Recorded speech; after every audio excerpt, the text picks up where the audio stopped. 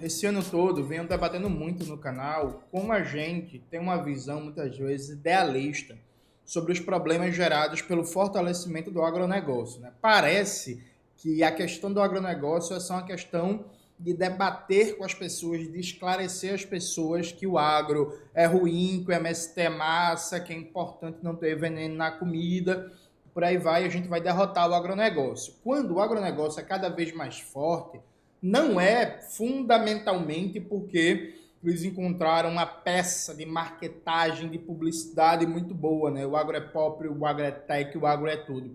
Ele é cada vez mais forte, que ele tem cada vez mais poder econômico. Ele transforma riqueza, poder econômico em poder político e poder ideológico. Então, enfrentar o modelo que enriquece cada vez mais o agronegócio é fundamental para combater o agronegócio. E a gente vai expor aqui esse modelo em números, né? Eu peguei um artigo do Outras Palavras, sintetizei os principais dados que ele traz ali. Bota na tela, Maxwell, por favor, o artigo fala sobre a difícil relação de Lula com a reforma agrária, né? Inclusive, esse artigo lembra que o presidente Lula deixou de falar de reforma agrária nos seus discursos, né? Se antes tinha promessa, mas pouca prática, agora até a promessa está difícil. Então, o autor do texto, que, repito, coloca na tela, Maxwell, para todo mundo ler, por favor, traz vários dados muito interessantes para a gente pensar o poder do agronegócio. Primeiro, né? Esse ano, como a gente sabe, foi o maior plano safra da história do Brasil, comemorado por muita gente de esquerda, né? O que mostra que a galera tá confusa, porque a galera reclama do poder do agronegócio, mas comemora o maior plano safra da história. Tipo assim, galera,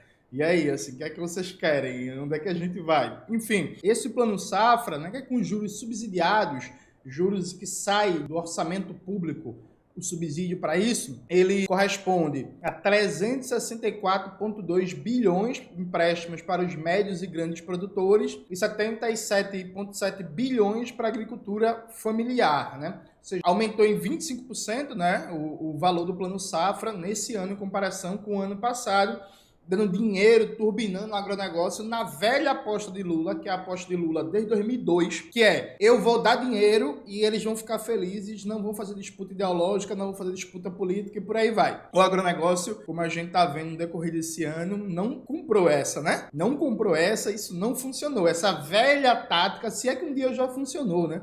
Por exemplo, se fez isso com as Forças Armadas apoiaram o golpe, apoiaram a eleição de Bolsonaro, governaram no governo Bolsonaro, tentaram dar um golpe no 8 de janeiro.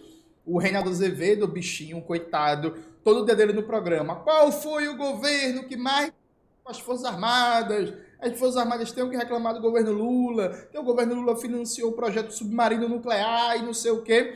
Luiz Milico, foda-se, a gente vai dar um golpe. Não importa que ele encheu as burras da gente de dinheiro, a gente vai dar um golpe, né? Então essa tática não está funcionando, mas beleza. No orçamento para 2023, a verba de rúbrica de aquisição de terra para reforma agrária foi de somente 2,4 milhões com M de milho, né? E a concessão de crédito e assistência às famílias assentadas foi de apenas 48 milhões de reais, ou seja, a base social do MST, dos movimentos de luta pela terra, sofreu muito com falta de verbas em 2023, em que verbas para aquisição de terras foi só de 2,4 milhões e verbas para famílias assentadas, crédito, assistência, foi só de 48 milhões. Em paralelo a isso, olha como é que o agronegócio ganha dinheiro em todas as pontas na dinâmica tributária, na dinâmica da política econômica do Estado brasileiro. Em 2020, sob o governo de Jair Bolsonaro, a renúncia fiscal, ou seja, o que o Estado deixou de arrecadar, o que o Estado, o governo federal, a União,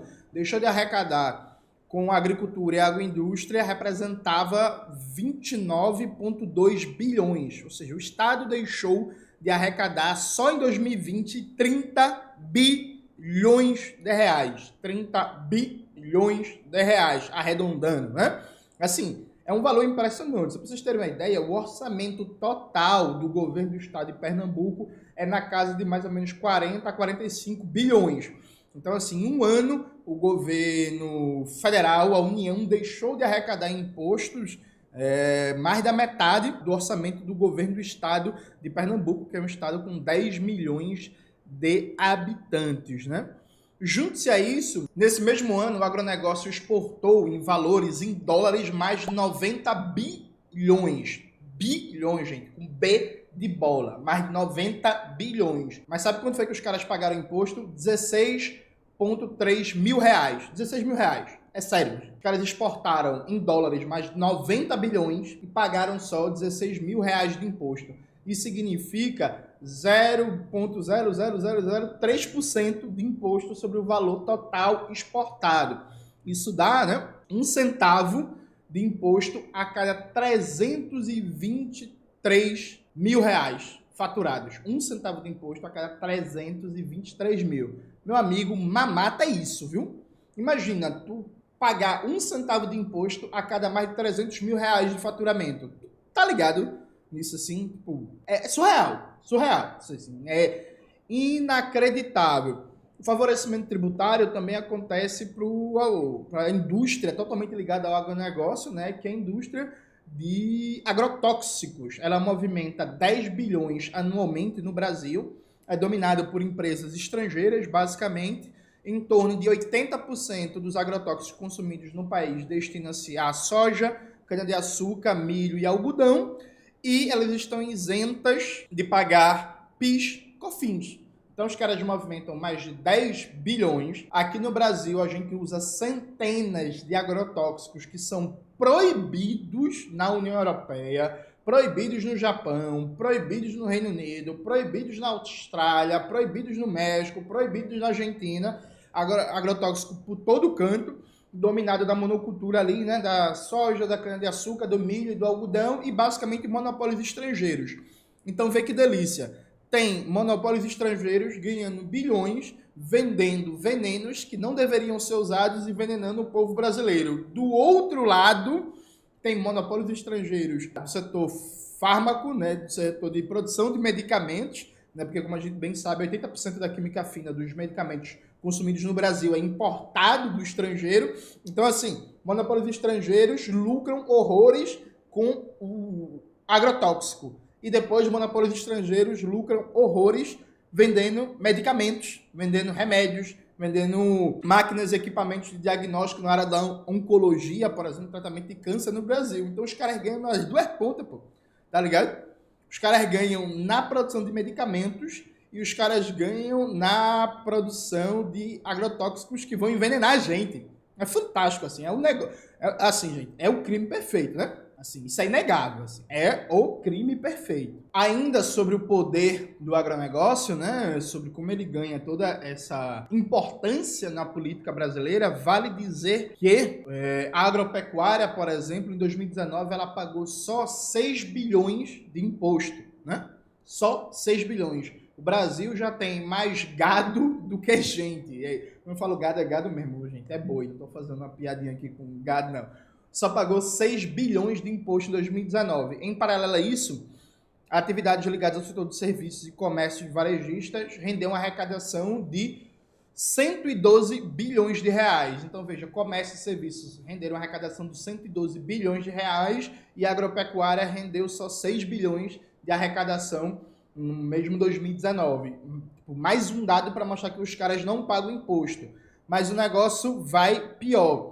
Você pega, segundo dados da Receita Federal, os 100 maiores devedores do Imposto Territorial Rural acumulam dívidas no total de 16,6 bilhões de reais. E esses devedores, ao negociar com o governo, podem ter desconto de até 95% na hora de pagar as suas dívidas. Lembrando que, como passou anos denunciando o Ciro Gomes, o imposto territorial rural no Brasil é tão pequeno, tão medíocre, tão ridículo, que um mês de IPTU em São Paulo, um mês do valor do IPTU em São Paulo, corresponde a quase o total de tudo que é arrecadado com o ITR, o Imposto Territorial Rural, no ano inteiro no Brasil.